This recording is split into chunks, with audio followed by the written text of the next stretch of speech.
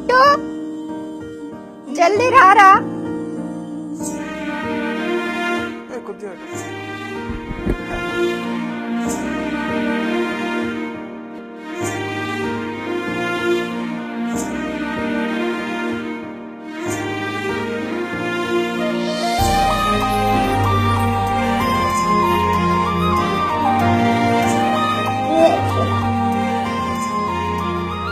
Surprise.